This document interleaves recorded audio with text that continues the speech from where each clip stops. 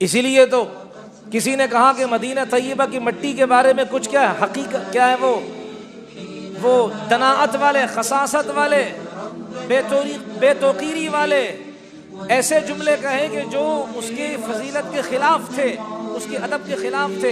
امام مالک رحمۃ اللہ نے فتویٰ دیا کہ اس بندے کو 30 کوڑے لگاؤ، یہ میرے نبی کے مدینے کی مٹی کی بے کرامی کر رہا ہے۔ تو رسول اللہ صلی اللہ علیہ وسلم سے جو ریلیٹڈ چیزیں ہوں گی پھر ان کا ادب بھی آئے گا۔ تو یہ آہستہ سے کیا عرض کروں کہ اسلام کا ادب اس طرح آئے گا، پھر انسان مر مٹنے کو تیار ہوگا، پھر نبی کے صحابہ کی محبت دل میں آئے گی۔ اور تھک تو نہیں گئے ہو بھائی، تھک تو نہیں گئے حضرت؟ نہیں تھکے۔ پھر نبی علیہ السلام کے جو صحابہ ہیں ان کی محبت دل کے اندر آئے گی۔ رسول پاک علیہ الصلوۃ والسلام نے فرمایا نا کہ آیت النفاقی، آپ علیہ السلام نے فرمایا منافقت کی، ہاں آیت الایمان حب الانصار و آیت النفاق بغض الانصار۔ انصار نبی علیہ السلام کے صحابہ تھے۔ کہا کہ ایمان کی علامت یہ ہے کہ جس کے دل میں ایمان ہوتا ہے وہ میرے انصار سے محبت کرے گا، اور جس کے دل کے اندر نفرت ہوگی وہ میرے انصار سے کیا کرے گا؟ منافقت کرے گا۔ اس کے دل کے اندر نفرت ہوگی، جس کے منافقت کی نشانی کیا ہے؟ منافقت کی نشانی ہے کہ میرے صحابہ سے نفرت کرے گا۔ رسول پاک علیہ السلام نے ایک عمومی بات فرمائی، اللہ فی اصحابی لا تتخذوهم غرضا من بعدی فمن احبهم فبحبی احبهم ومن ابغضهم فببغضی ابغضهم۔ اللہ نبی علیہ السلام فرما رہے اللہ کا واسطہ دیتا ہوں، اللہ سے ڈرو، اللہ سے ڈرو، میرے نبی کے صحابہ کے بارے، میرے صحابہ کے بارے میں نبی علیہ السلام فرما رہے میرے صحابہ کے بارے میں اللہ سے ڈرو، ان کو نشانہ مت بناؤ۔ آج کل بدبخت قسم کے لوگ ہیں ہمارے معاشرے میں، کوئی معاویہ کو بھونک رہا ہے، کوئی ابو بکر کو بکواس کر رہا ہے، کوئی عمر کو بکواس کر رہا ہے۔ نبی علیہ السلام واسطے دے رہے ہیں، میں تمہیں اللہ کا واسطہ دیتا ہوں میرے صحابہ کو نشانہ مت بناؤ، ان کو ہٹ مت کرو۔ غرضن کے معنی یہ آتے نشانہ ماننا۔ آپ علیہ السلام فرما رہے کہ نشانہ مت باندھو۔ اور عجیب حدیث ہے ایک، نبی علیہ السلام نے فرمایا مثل اصحابی، میرے صحابہ کی مثال ایسی ہے کمثل الملح فی الطعام، جیسے کہ کھانے میں نمک کی مثال ہوتی ہے۔ کھانے سے نمک کو نکال دو، کھانا کسی کام کا نہیں ہوتا، بد مزہ ہوتا ہے۔ انسانیت میں سے میرے صحابہ کو نکال دو، انسانیت کسی کام کی نہیں۔ انبیاء کو سائڈ کر کے بات کرو۔ نبی علیہ الصلوۃ والسلام فرماتے ہیں، اس کا مفہوم یہ ہے کہ من حفظ اصحابی، کہ جس نے میرے صحابہ کی نگہبانی کی، حفاظت کی، ان کا دفاع کیا، کنت لہ حافظا یوم القیامہ، اس انسان کی نگہبانی، اس انسان کی حفاظت قیامت کے دن محمد مصطفیٰ کرے گا۔ مطلب یہ کہ دفاع صحابہ نبی کی سنت ہے، یہ کسی ایک مخصوص تنظیم کا کام نہیں ہے۔ ہر ایک اپنے اپنے اعتبار سے کرے، ضروری نہیں کہ انہی کے طریقے پر کرے، ہر ایک اپنے اپنے اعتبار سے نبی کے صحابہ کی عظمت کے چرچے کرے۔ نبی علیہ الصلوۃ والسلام کے صحابہ کی محبت کے گیت گائے، ابو بکر کے گیت گائے، عمر کے گیت گائے، عثمان اور حیدر کرار کی گیت گائے، معاویہ کو بھی ساتھ شامل کرے تاکہ معاویہ کے نفرت کرنے والوں کی روحوں کو قرار نہ آئے، چین اور سکون نہ آئے۔ میرے نبی علیہ السلام فرما رہے ہیں جس نے میرے صحابہ کی دنیا میں حفاظت کی، کیا مطلب؟ ان کا دفاع کیا، محمد مصطفیٰ ان کی حفاظت کرے گا۔ اگلی حدیث سن لیں، آپ علیہ الصلوۃ والسلام فرما رہے ہیں جس نے میرے صحابہ کی حفاظت کی۔ آج تو ہم گستاخ صحابہ کو ساتھ ملاتے ہیں، پتہ ہے کہ یہ گندی گالیاں دیتا ہے محمد مصطفیٰ کو، کہ کیا کریں؟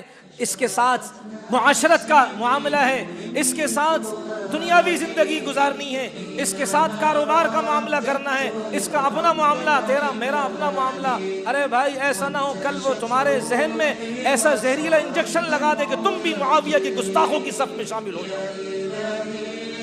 مسلمان مر گئے کیا دوستیاں نبھانے کے لیے؟ تو نبی علیہ الصلوۃ والسلام نے فرمایا جس نے میرے صحابہ کی حفاظت کی، دفاع کیا، یرید علی الحوض، وہ حوض کوثر پر پہنچے گا، میرے ہاتھ سے پانی پیے گا۔ لیکن جس نے میرے نبی کے، میرے صحابہ کا دفاع نہیں کیا، آج کل کہہ دیتے ہیں بھائی ایک مذہبی جماعت کا کام ہے، نہیں بھائی ہر کلمہ گو کا کام ہے۔ میں ایک بہت بڑے اللہ والے کا قول آگے نقل کروں گا، عبداللہ تستری رحمۃ اللہ علیہ، سہل بن عبداللہ تستری کا۔ پہلے یہ بات مکمل کر دوں، نبی علیہ السلام نے فرمایا جس نے میرے صحابہ کا دفاع نہیں کیا حوض کوثر کے پانی سے محروم ہو گیا۔ وہ یہ کراچی کی بات ہے، یا کسی بدبخت نے نبی علیہ السلام کے صحابہ کے بارے میں غالباً سیدہ عائشہ یا کسی کے بارے میں بدزبانی یہ بھی کی بات ہے. جب وہاں تھانے میں رپورٹ درج کرنے کے کہتے قانون کے مطابق نہیں چلتا, وہ بیچارے گئے, نوجوان لڑکے گئے, امی عائشہ کا دوپٹہ اس کی حفاظت کے لیے, صحابہ کے دفاع کے لیے گئے. جب اس تھانے میں پہنچے تو تھانے والے نے کیا کہا, ہمارے سٹیمپ خراب ہیں, ہماری مہریں خراب ہیں.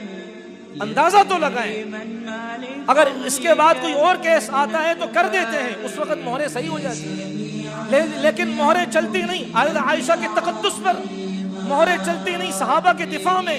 پھر کہا کہ کل آئے جی, ہمارے وہ بڑے جو ہے نا وہ ہے نہیں, جب تک وہ نہیں آئیں گے ہم کیس آگے نہیں کریں گے. یہ تو حال ہے بھائی. ہمارے کسی لیڈر کو گالی دے راتوں رات غائب کر دیا جاتا ہے, ابو بکر کو گالی دے, عمر عثمان کو گالی دے, کوئی پوچھنے والا نہیں, کوئی مسئلہ نہیں. خدا کی قسم اللہ نے فرمایا الحاقہ والحاقہ وما ادراک ما الحاقہ, کہ حقیقت آنے والی ہے. وہ حقیقت کیا ہے؟ قیامت کا دن آئے گا جب میزان قائم ہوگا, اور پھر وہاں ابو بکر عمر عثمان و حیدر کھڑے ہوں گے, معاویہ سارے صحابہ کھڑے ہوں گے. تمہیں تمہارا بدبخت لیڈر چھڑا کر دکھا دے, تمہیں تمہارا SHO چھڑا کر دکھا دے, تمہیں تمہارا DC چھڑا کر دکھا دے, پھر مانتا ہوں. وہاں تو سارے تھر تھر کانپیں گے بھائی. رسول پاک علیہ الصلوۃ والسلام کے ایک چہیتے بات کے ہیں, انہوں نے کہا من احب ابا بکر فقد اقام الدین, جس نے ابو بکر سے محبت کی اس نے دین کو کھڑا کیا.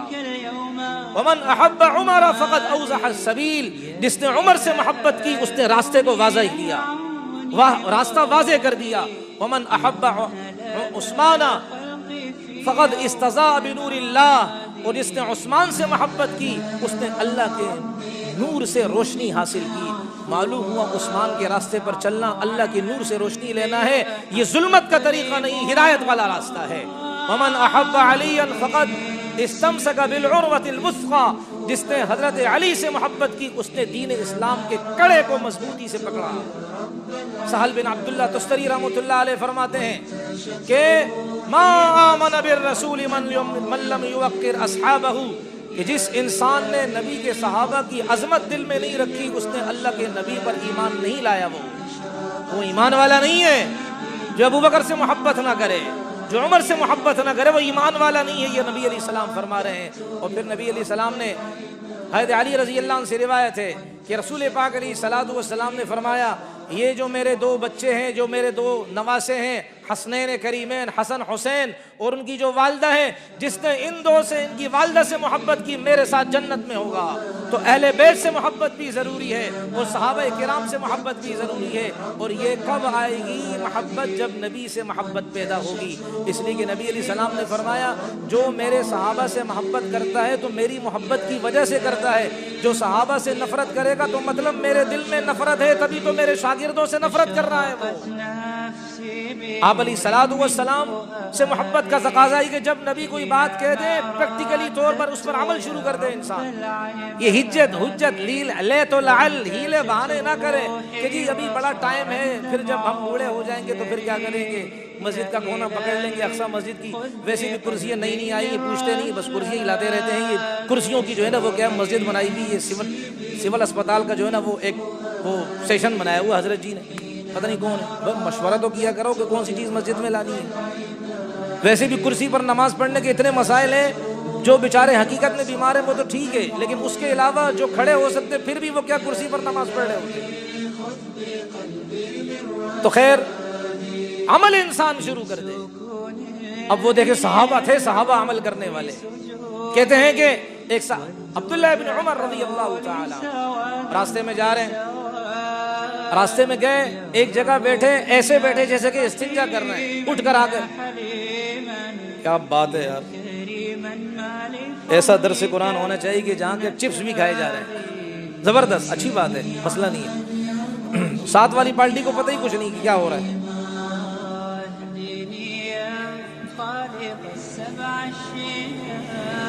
چوتھے آسمان پہ پہنچ گیا یہ حضرت. چلو جی کوئی مسئلہ نہیں, حوروں سے ملاقات ہو رہی ہوگی, ہم کیوں چھیڑے کسی کو. ادھر دیکھیں جی, تو رسول پاک علیہ السلام کے صحابی عبداللہ بن عمر رضی اللہ عنہ ایک جگہ بیٹھے, اٹھے.